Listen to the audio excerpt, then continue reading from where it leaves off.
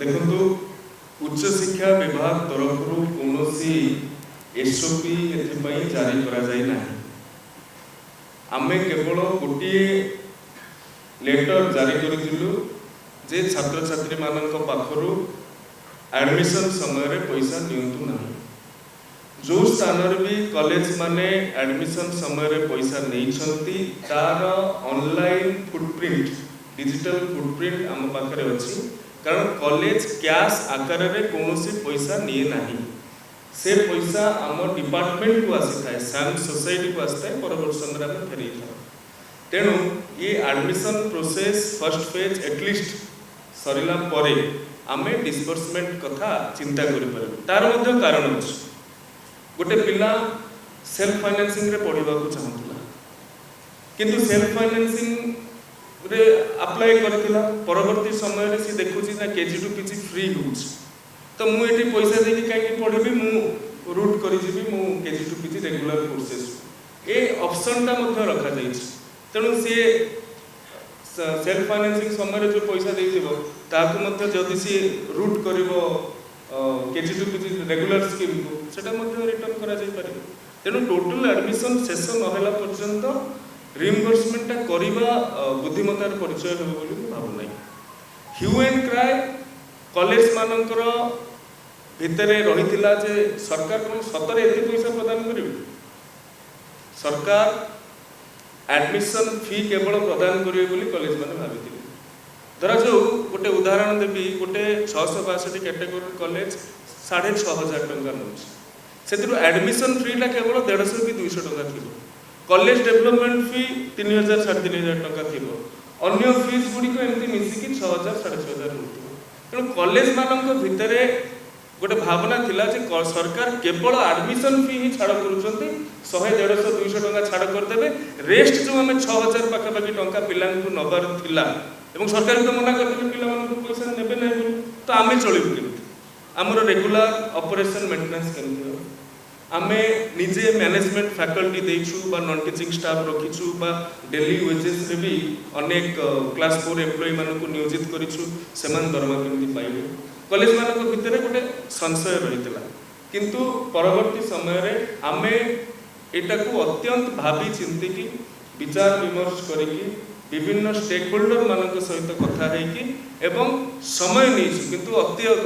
लंबा समय नहीं ना आज एसओपी जारी करा जाउछि तेणु कॉलेज मानक भितरे कोनोसी ह्यू एंड क्राई रहिबो नाही सरकार सब पैसा प्रदान करिवे एक्सेप्ट एग्जामिनेशन फी सर जो फी स्ट्रक्चर गोटे केवल ऐड करूछि फी रेगुलेशन कमिटी जहार प्रस्ताव रही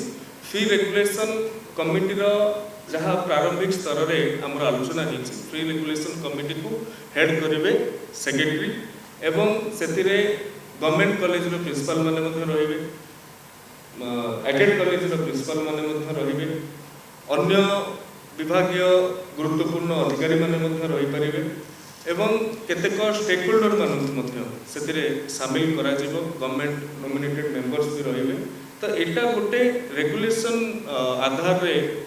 रेगुलेशन को ऑब्जेक्टिव रखिकी ये कमिटी गठन हो जो द्वारा कि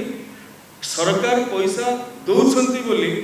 आमे निजस्व व्यवस्था रे पैसा बढ़े दबा से व्यवस्था को चेक एंड बैलेंस करबा पई ए योजना प्रस्तुत करा सरकारी व्यवस्था रे सब कॉलेज रे फीटा समान काई न फी स्ट्रक्चरटा समस्त को समान होबा दरकार और डिस्टेंस क्वेश्चन एते इंक्लूड करबे जोड़े कथा न बुझेबु चाहू एथिपाई सरकारी व्यवस्था रे सब कॉलेज रो फीटा समान हेउ नहीं सब कॉलेज रो पाठ्यक्रम समान नहीं सब कॉलेज रे पीजी समान नहीं सब कॉलेज रे खोलिथिबा कोर्सेस समान नहीं सब कॉलेज रो स्टूडेंट समान नहांती स्टूडेंट स्ट्रेंथ सब कॉलेज रो टीचर स्ट्रेंथ अन्य नॉन टीचिंग स्टाफ समान नहांती तेणु कॉलेज माने निज जरूर मान निजर आवश्यकता अनुसार सी गवर्निंग बॉडी रे पास करिके विश्वविद्यालय माने सिंडिकेट रे पास करिके से माने फी स्ट्रक्चर दे थाते एवं ताहाकू आमे आउथरे मु कहूची जेहेतु भिन्न भिन्न अछि सेतिरे ट्रांसपेरेंसी आनिबा पई प्रत्येक वर्ष एडमिशन पूर्वरु ତାହାକୁ ସାମ୍ସ ପୋର୍ଟାଲରେ ଅପଲୋଡ଼ କରିବାକୁ ହୁଏ। ପିଲା ବିଜେପି କଲେଜରେ ପକେଇଲା, ଗଭର୍ଣ୍ଣମେଣ୍ଟ କଲେଜରେ, कि पिला गोटे बाबा भैरवानंद 488 कैटेगरी कॉलेज चंडीगढ़ पकेला, ताले सी देखा दरकार बीजेपी कॉलेज में मते 2000 दबाक पड़ुला, बाबा भैरवानंद रे धरा जाय अप्रोक्सीमेटली 8000 दबाक मते पड़ुला, सेटा सी देखि परिबो ऑप्शन पकेबा परिबो। एवं जो मुक्त शिक्षार कथा कहउछंती, ओपन एजुकेशन कथा कहउछंती, नियमित ए योजनार एसेंसटा, ए योजनार गुरुत्वटा होछि, मूल लक्ष्य होछि